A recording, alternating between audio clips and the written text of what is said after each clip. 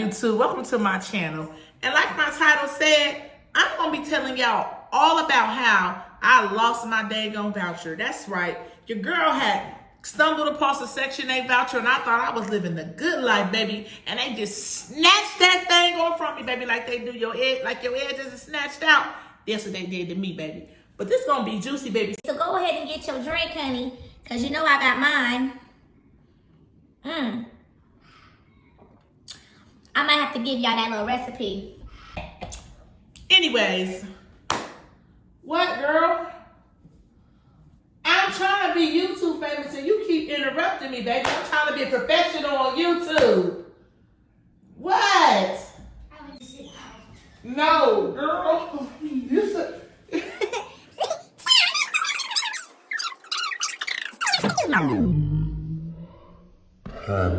Monkey, honey. She act like she can't do nothing in the house without being in my face every 5 to 10 minutes, child. So I got to excuse my little azzy wazzy. Anyways. So I got my Section 8 voucher in 2018 to be exact. And I know it was 2018 because I actually was shredding some papers today. And I actually had came across my Section 8 voucher. And it said July of 2018, I moved into my place in Ohio. So yeah, I had my twins March 2018. I got my letter in the mail. I mean, I'm lying, y'all. I did have them twins in March. Shit, girl, I got too many dang kids, y'all.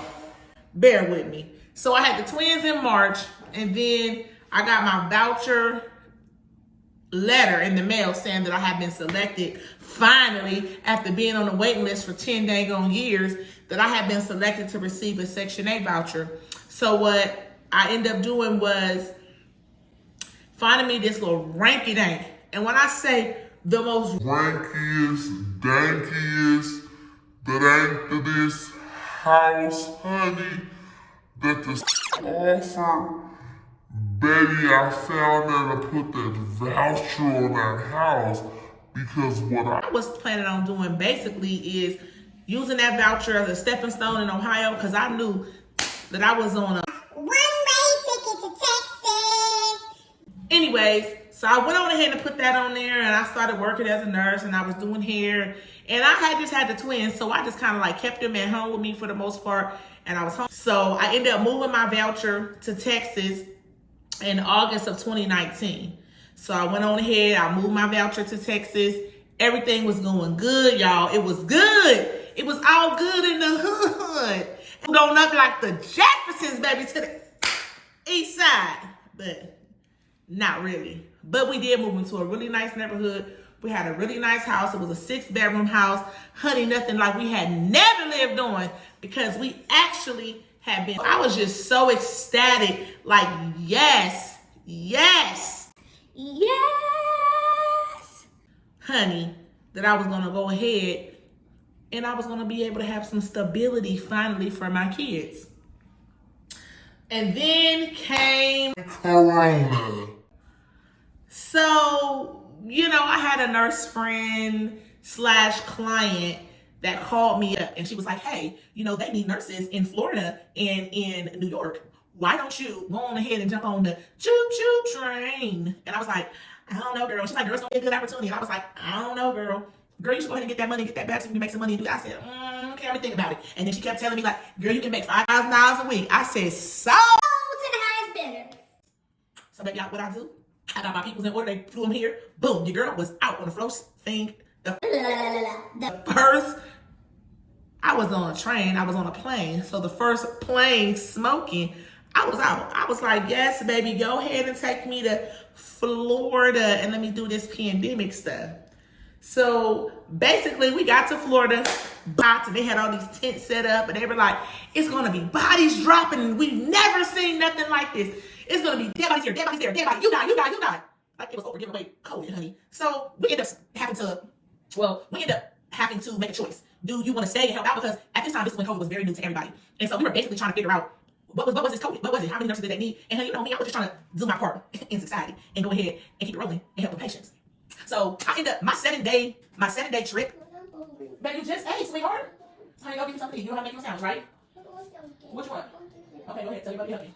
Honey, these kids always need something. Anyways, where was I at? So my 7-day trip turned into a 9-week long, I won't say it was just like a work experience because I had never been away from my kids that long. I had never experienced anything like that. And at the time that I was going to originally try to go home, because I had been around COVID positive patients, I couldn't catch a flight home. And then I had to quarantine for 14 days and all this blah, blah, blah, blah, blah, blah. So what I ended up doing was, it was like a choice. If you want to go home, cool, you can go home. But then the CDC, the airlines, everybody else basically had their, if you stayed, you had to be working. If you stayed and wasn't working, you had to pay for your own room. Okay? Y'all get what I'm saying? So I ended up just staying, y'all. And I'm not gonna lie, it was a nice experience for me. And I made a lot of money. When the whole world shut down, I mean, everybody, the schools, the government officials, everywhere shut down. And so me just being naive and not thinking, not being a responsible adult that I normally am,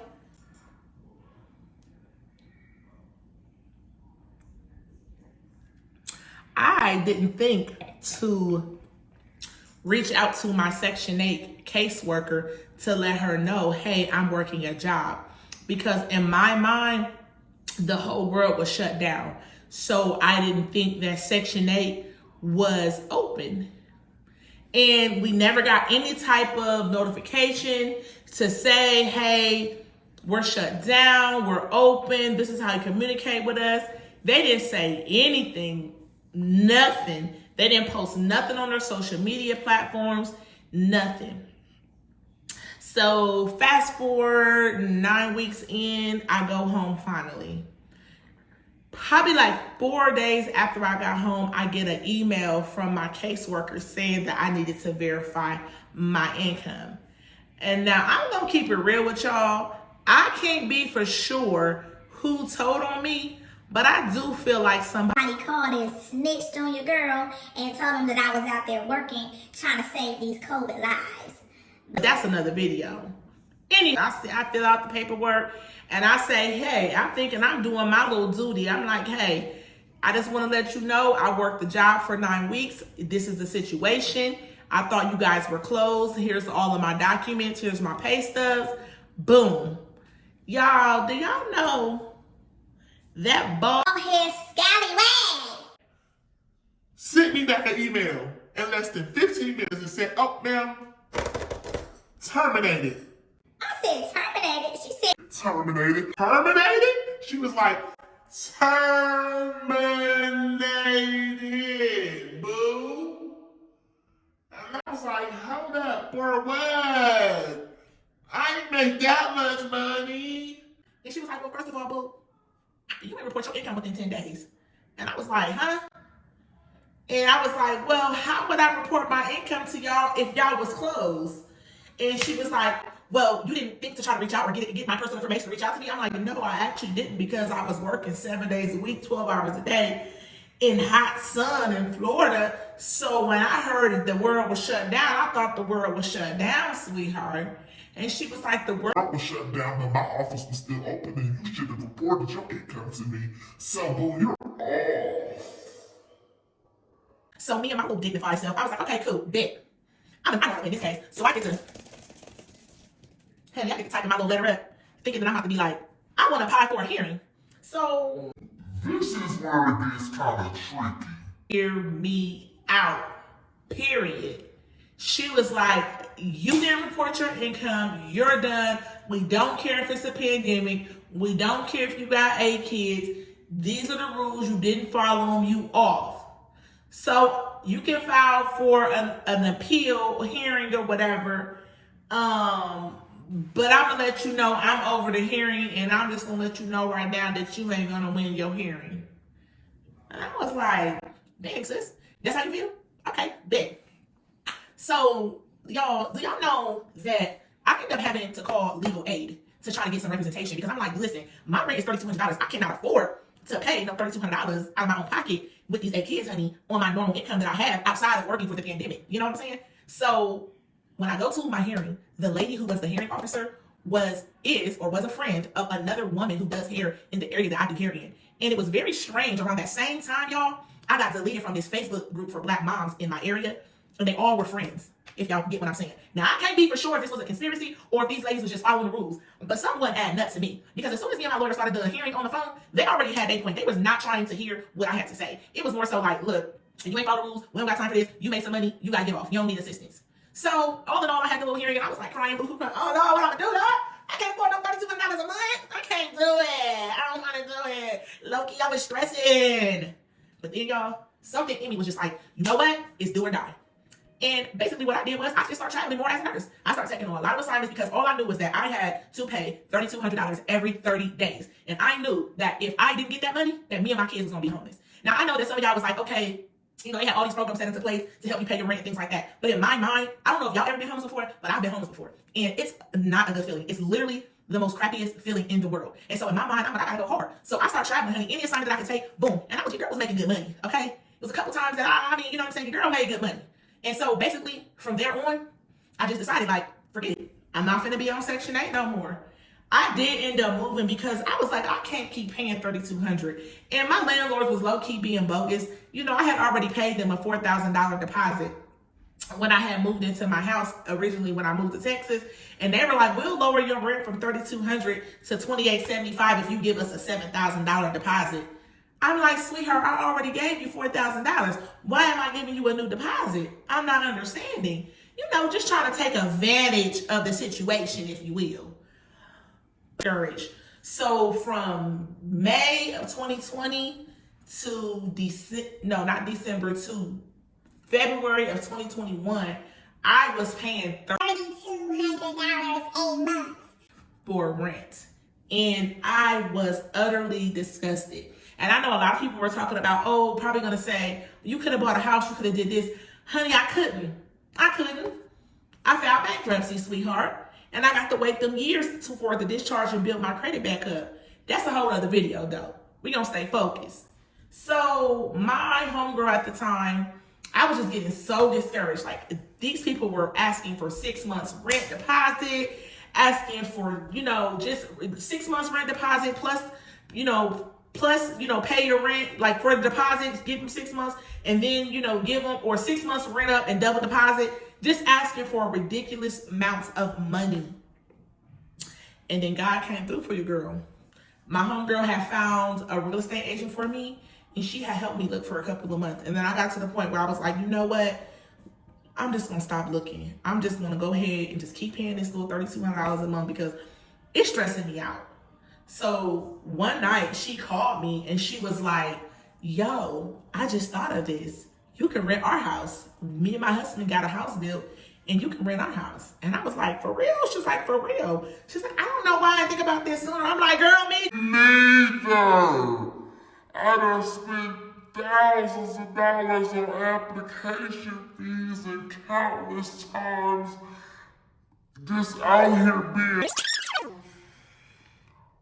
Baby, why you ain't been said nothing? I could have been done living a luxury life.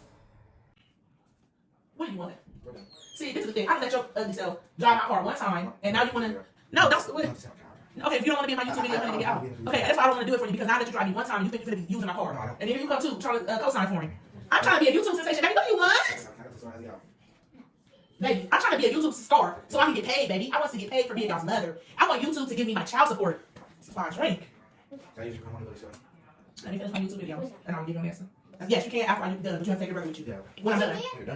I don't. You're holding me up. It's 9 o'clock. You're holding